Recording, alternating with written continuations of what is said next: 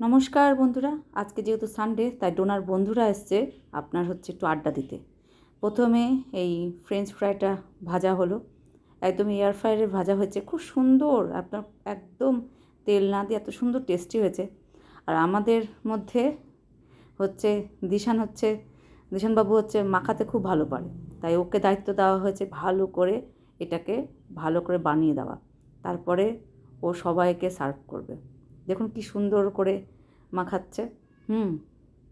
তারপরে আর থেমে না থেকেই আবার এই আলু ফ্রাইটা একটু গোল গোল, যেরকম আমরা গোল গোল আলু ভাজা খাই না, ওই আলুটা দিয়ে দিলাম মাইক্রোওভেনে।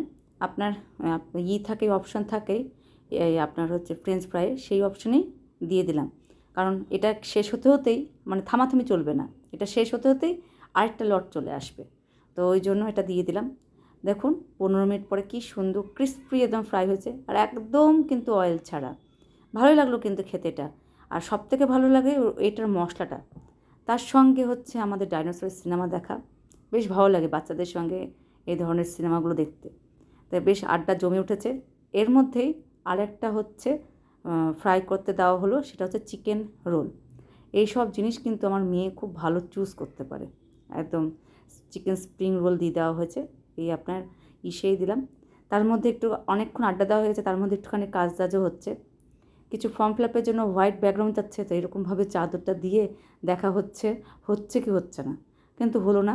এটা একটা চিন্তা থেকে গেল, মেয়ে আমার মনে হয় এটা প্রবলেম সলভ করে নেবে। যাই হোক, এইভাবে আজকে সুন্দর করে সানডে বিকালটা কাটলো।